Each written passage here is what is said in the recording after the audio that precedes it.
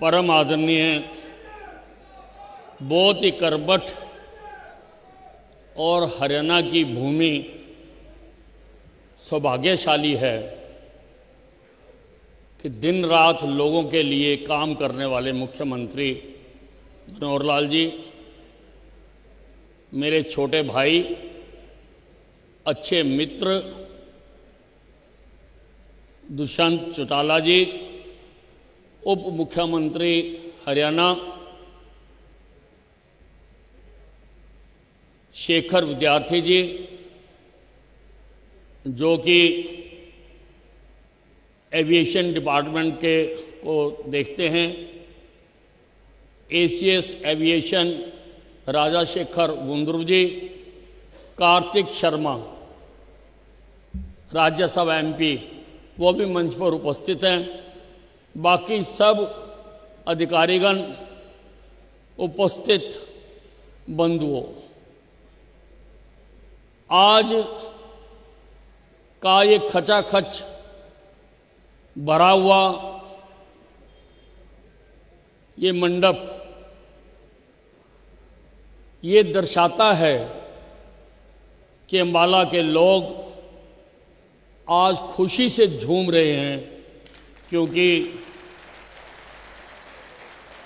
अंबाला में एक बहुत ही महत्वाकांक्षी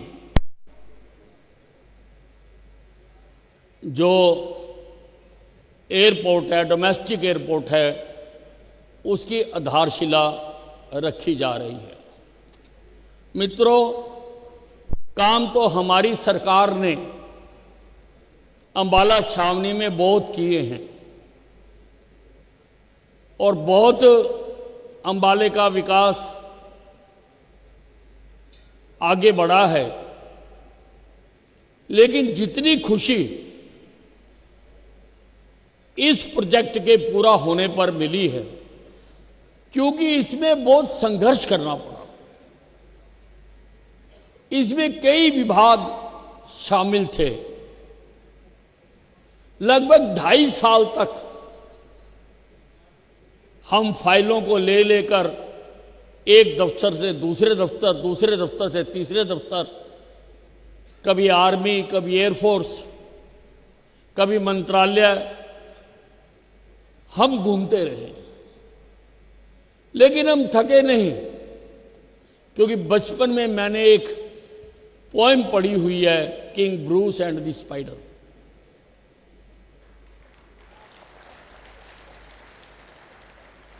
वो राजा हार कर एक गुफा में छुप गया था, लेकिन उसने देखा कि एक मकड़ी ऊपर चढ़ने की कोशिश कर रही है, बार बार चढ़ती है, गिर जाती है, बार बार चढ़ती है, गिर जाती है, लेकिन वो हिम्मत नहीं छोड़ती। उसको देख के राजे में भी हिम्मत आ गई, वो बाहर निकला और उसने अपनी लड़ाई फिर शुरू करी और वो जीत गया। मेरे जीवन को किंग ब्रूस एंड स्पाइडर बहुत प्रभावित करती है।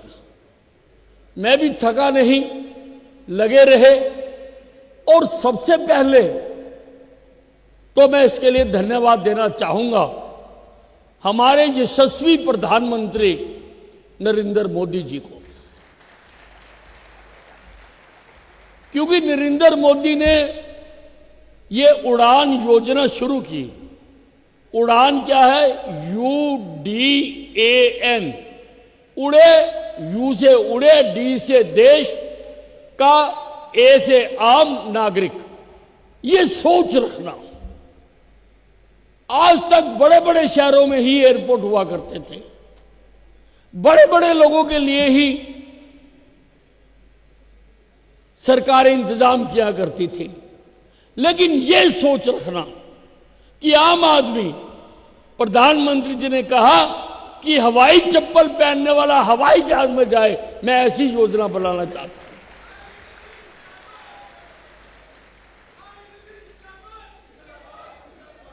एक सोच, आदमी को सोच ही छोटा या बड़ा बनाती है।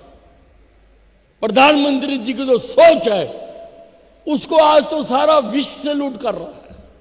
सारा विश्व चाहे वो अमेरिका हो, ऑस्ट्रेलिया हो, चाहे रूस और यूक्रेन की लड़ाई हो रही थी, दोनों प्रधानमंत्री जी से बात करते हैं। आज इजराइल और गाजा पैलेस्टीनियंस की लड़ाई हो रही है, सभी प्रधानमंत्री नरेंद्र मोदी की तरफ देखते हैं, क्योंकि उनकी सोच ऐसी है।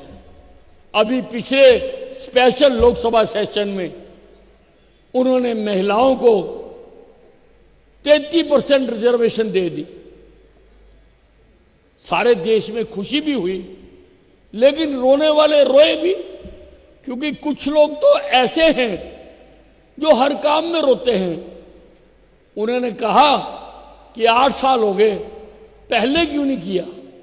अरे पहला प्रश्न तो तुमसे ये बनता है, तुमने 70 साल राज किया देश पर और इतने इतने बहुमत की सरकारें आई, तुमने क्यों नहीं किया? और दूसरी बात यह है कि मोदी जी की तो बनते ही मन में आ गई थी, लेकिन पहले उन्होंने देखा कि मैं देखूं महिलाओं की स्थिति क्या है। उन्होंने कहा सारा दिन पानी के लिए तालाब तक जाती हैं। उन्होंने हर घर जल शुरू किया। फिर उन्होंने देखा क्या करती है, उन्होंने कहा उपले जला जला कर रोटी पकाती है। अरे इसके बाद तो टाइम ही नहीं है। उन्होंने उज्ज्वला योजना शुरू करी, महिलाओं को गैस के सिलेंडर दिए। फिर उन्होंने देखा कि लोगों के घर में शौचालय नहीं है। पहला प्रधानमंत्री पहला भाषण देने के लिए लाल किले की प्राचीर पर खड़ा हुआ और वहां से स्वच्छता की बात करता है, हर घर में शौचालय बनाने की बात करता है। प्रधानमंत्री जी ने घर घर में शौचालय बनाकर सबको मुक्त किया। पहले जिन चीजों में महिलाएं उलझी हुई थी उनको फ्री किया तो आज उनको रिजर्वेशन भी दे दिया। उन्होंने कहा महिलाएं आए और देश का नीति निर्माण करे, देश की नीति बनाने में भी वो अपना योगदान दें।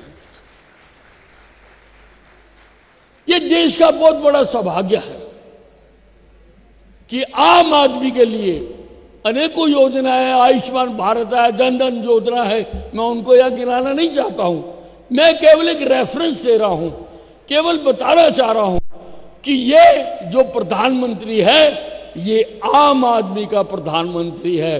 दूसरी पार्टियों ने ना कभी काम किया ना वो करते हैं। आज हम सत्ता में हैं, हम काम कर रहे हैं।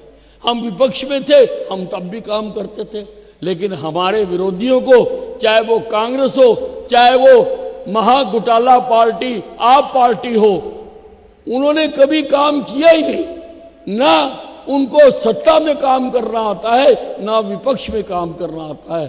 हम विपक्ष में थे, जनता के हर मुद्दे को उठाते थे, हर मुद्दे की हम आवाज उठाते थे, जनता की आवाज बनते थे। आज हम सत्ता में हैं तो आज हम काम करते हैं। हमारे मुख्यमंत्री जी ने हिंदुस्तान में जो हरियाणा बदनाम था, हरियाणा के माथे से वो बदनामी का दाग मिटा दिया। कहते थे कि हरियाणा में तो नौकरियां बिकती हैं, हरियाणा में नौकरियां बिकती हैं। हम बदनाम थे और पहली बार ऐसी सरकार आई है जिसमें काबिलियत के आधार के ऊपर लोगों को नौकरियां मिल रही हैं। दोस्तों, मैंने एक दिन ब्लड टेस्ट करवाना था। मैंने सिविल अस्पताल से टेक्नीशियन बुलवाया। मैंने कहा मेरा ब्लड टेस्ट करना है। वो आके उसने मेरे पैर पकड़ लिए। मैंने कहा नहीं, खून यहां से निकालना है।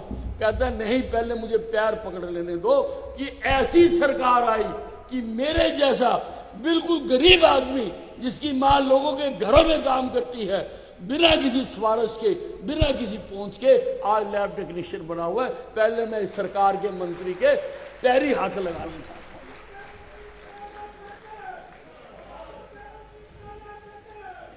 तबादलों की मंडियां सजा करती थी, तबादलों की मंडियां सजा करती थी, उखाड़ के फेंकती और हर काम में पारदर्शिता करती। हर काम में पारदर्शिता कर दी, हर चीज ऑनलाइन कर दी। लोग दफ्तरों में जाते थे, धक्के खाते थे और कई बार उनके भ्रष्टाचार का मजबूरन शिकार भी बनते थे। उस बीमारी को मुख्यमंत्री जी ने खत्म कर दिया। हमारा सौभाग्य है। ये जो एयरपोर्ट का मैं आपको बता रहा था, इसमें प्रधानमंत्री जी का तो मैं धन्यवाद करना ही चाहता हूं। मैं रक्षा मंत्री राजनाथ सिंह जी का भी धन्यवाद करना चाहता हूं, क्योंकि आर्मी में डिफेंस की जमीन लेना एक नामुमकिन सा था। आज एक मिशन इम्पॉसिबल, प्रोजेक्ट इम्पॉसिबल आज पॉसिबल हो गया, क्योंकि बहुत सारे लोगों ने इसमें योगदान दिया। मैं मुख्यमंत्री जी का भी धन्यवाद करना चाहता हूं और अंबाला के एक एक व्यक्ति को खड़े होकर मुख्यमंत्री जी का धन्यवाद करना चाहिए। खड़े होकर अंबाला के एक एक व्यक्ति को।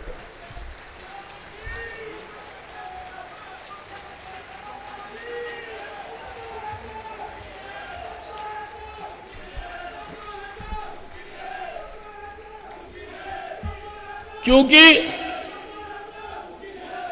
डिफेंस मान गई, एयरफोर्स मान गई, एमओडी मान गया। रोज एयरफोर्स और आर्मी के अधिकारियों से स्थानीय स्तर पर भी बातचीत होती रही। उन्होंने भी बहुत सहयोग किया। ब्रिगेडियर रंजीत हैं, लगभग रोज उनसे बात होती थी। मेजर जनरल हैं, उनसे भी रोज बात होती थी कि इसको काम करे। सब मान गए, लेकिन सरकार ने 20 एकड़ जमीन के 133 करोड़ लिख दिए। 133 करोड़ जमा कराने थे। मुख्यमंत्री जी को कहा, मुख्यमंत्री जी ने कहा कि एक भी दिन की किसी जगह पर देरी नहीं होने दूंगा, एक भी दिन पर। और वो 133 करोड़ रुपए जमा कराए। दुष्यंत चौटाला जी एविएशन मंत्री हैं, इंग्लैंड गए हुए थे। इनके मंत्रालय की सहमति के बिना तो कुछ हो ही नहीं सकता। मैंने इंग्लैंड फोन करा, मैंने कहा ये मसला है और ये हमने इसके पैसे जमा कराने हैं। उन्होंने इंग्लैंड से ही व्हाट्सएप पे लिख दिया, अप्रूव्ड, इसको जल्दी से जल्दी किया जाए।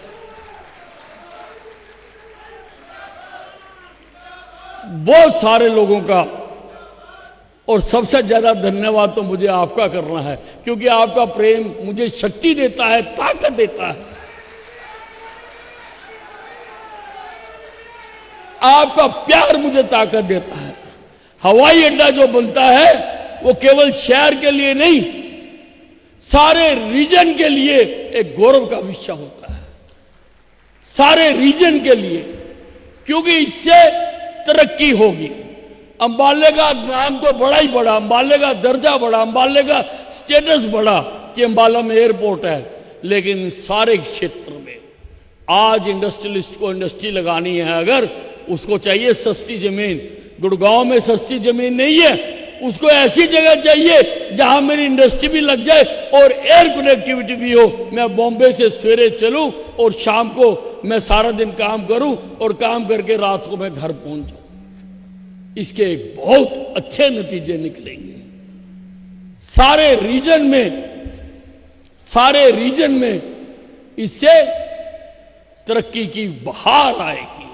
आज मैं मुख्यमंत्री जी का, उप मुख्यमंत्री जी का, सारे अधिकारियों का, और एक मैं नाम लेना, डॉक्टर शलीन जो डिप्टी कमिश्नर है यहाँ के, उनका भी बहुत कर्मठ है, बहुत ज्यादा मेहनत करते हैं। इस प्रोजेक्ट में उनका भी बहुत बड़ा योगदान है, क्योंकि पहले वो एविएशन डिपार्टमेंट में थे, अब वो हमारे डिप्टी कमिश्नर बन गए, तो उन्होंने कड़ियां जोड़ने में का काम किया। उनको सारी बातों का पता था। और बुंदरू जी आए, बुंदरू जी ने तो आते ही इसको पंख लगा दिए फाइल को। सारे काम हमारे होते चले गए। ये हम भाग्यशाली हैं कि हमारी ऐसी प्रदेश में सरकार है कि जो काम करने के लिए हर वक्त तैयार रहती है और हमें समय समय पर सारी हमारी अंबाला की ज़रूरतें पूरी करते रहते हैं। और मुझे उम्मीद है कि ये सिलसिला बादस्तूर जारी रहेगा। धन्यवाद।